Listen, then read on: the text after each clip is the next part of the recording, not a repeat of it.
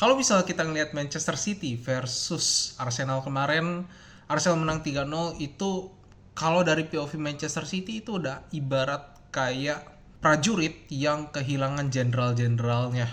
Pep cabut dan Rodri juga udah nggak ada dan Bernardo Silva juga udah nggak ada. Benar-benar ini sangat berpengaruh. Dan kemarin tuh kelihatan banget hasilnya. Enzo Maresca ini benar-benar harus putar otak di mana dia benar-benar diekspos segala macam kelemahan dari Manchester City dari awal sampai akhir. Benar-benar berasa banget lini tengah mati, lini belakang itu banyak banget bolongnya, terutama dari sisi kanannya Manchester City. Kusanov itu 3 gol itu asalnya dari kanan semua mulainya. Walaupun gol kedua itu dari sisi kirinya Man City, abis itu dioper, tapi tetap aja Kusanov di situ termasuk yang bertanggung jawab dengan kebobolannya Manchester City di gol kedua. Pastinya kalau ngelihat bagaimana Manchester City bersama Pep dan kemarin Manchester City bermain bersama Enzo Maresca, agak sedikit mengkhawatirkan karena bedanya Manchester City dengan Arsenal itu ada di efektivitas, ada di progresi, ada di penetrasi, di mana Arsenal itu passingnya simple tapi efisien, dan terutama dari segi Madueke walaupun juga banyak gerakan-gerakan ataupun juga keputusan-keputusan yang gak efisien juga, tapi dari permainan kemarin Madueke itu berhasil membuat peluang-peluang ataupun juga bisa narik pemain Man City maupun juga ngasih ngulur untuk pemain-pemain Arsenal supaya mereka bisa on position, sehingga salah satunya juga dari gol kedua Madueke juga terlibat dalam ngasih atau ngulur untuk supaya persiapan serangan utama dari pemain Arsenal ini ready. Dari segi Arsenal ada juga pemain seperti Solis, itu dia debutnya di Community Shield kemarin impresif. Dan kalau ngelihat cara passingnya dia itu kelihatan banget bagaimana pemain ini tuh mampu memanfaatkan celah sekecil mungkin itu bisa jadi peluang. Dan kalau secara statistik dia itu mampu mencetak 3 chances dan 2 itu berhasil menjadi gol. Lewis Kelly kemarin bermain tanpa Declan Rice by the way dan perform, tapi di satu sisi juga Manchester City-nya yang lini tengahnya ini benar-benar kayak kehilangan sosok utama. Rodri itu sangat berpengaruh. Elliot Anderson dan Kovacic kemarin belum kelihatan secara permainan, dan kemarin bahkan lini tengahnya ini sulit untuk membuat kreasi sehingga bahkan Erling Haaland juga sulit untuk mendapat supply. Erling Haaland itu hanya bisa mendapatkan 7 sentuhan, 2 sentuhan di dalam kotak penalti dan 2 tendangan, yang satunya melenceng, satunya ketangkep sama kiper. Nah, ini penting untuk dibahas kenapa?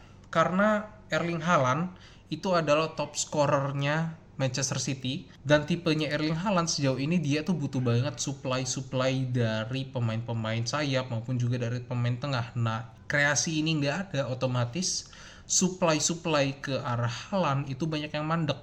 Nah, ini yang lebih parah, bahkan pasca Erling Haaland nggak ada itu semakin tumpul serangan. Waktu masih ada Haaland ini masih bisa narikin pemain belakang dari Arsenal supaya para pemain City ini bisa dapat peluang untuk shooting maupun cetak gol.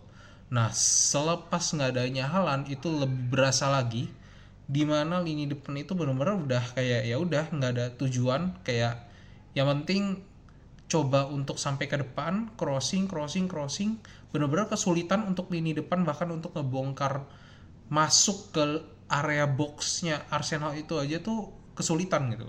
Memang Maresca masih di awal, tapi ini udah masa yang penting banget karena peninggalannya Pep ini benar-benar banyak yang harus dirombak. Seperti itu dari segi formasi ataupun kreativitas.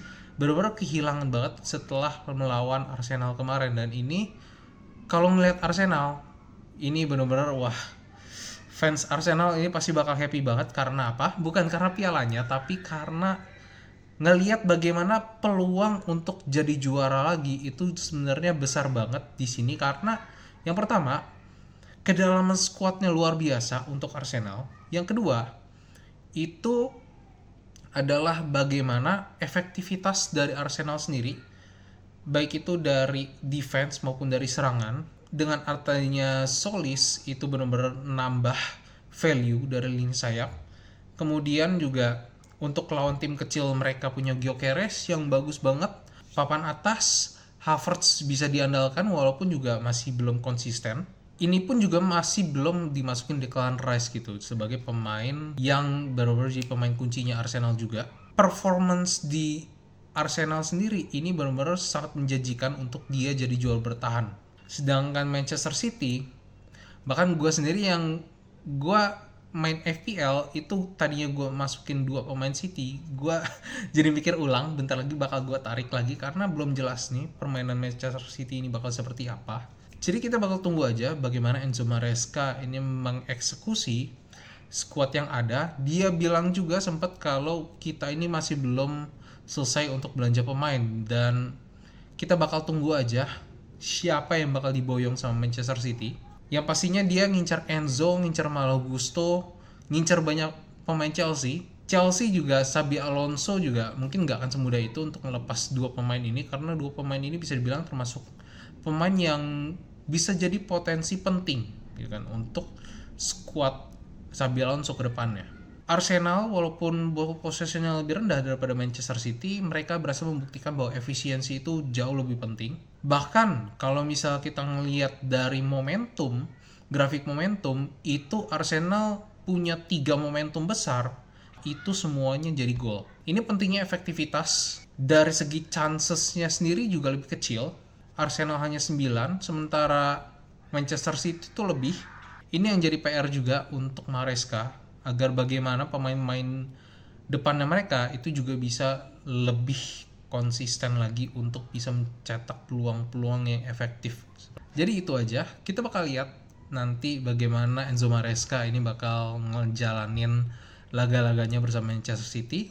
Dan buat fans Arsenal, congratulations, dan you should be happy about your team right now. Dan kalian mungkin ya musim ini bakal banyak berpesta lah, karena kalau ngelihat Arsenal sekarang really promising. Bahkan sebagai fans Chelsea, gue sangat sangat ketar-ketir ya kalau misalnya ngelihat Arsenal sekarang, walaupun kita tetap yakin gitu kita pasti bisa ngelawan Arsenal. Peluang tertinggi untuk jadi juara sekarang ada di tangan Arsenal. So, itu aja untuk kali ini. Thank you for watching dan sampai jumpa di live selanjutnya.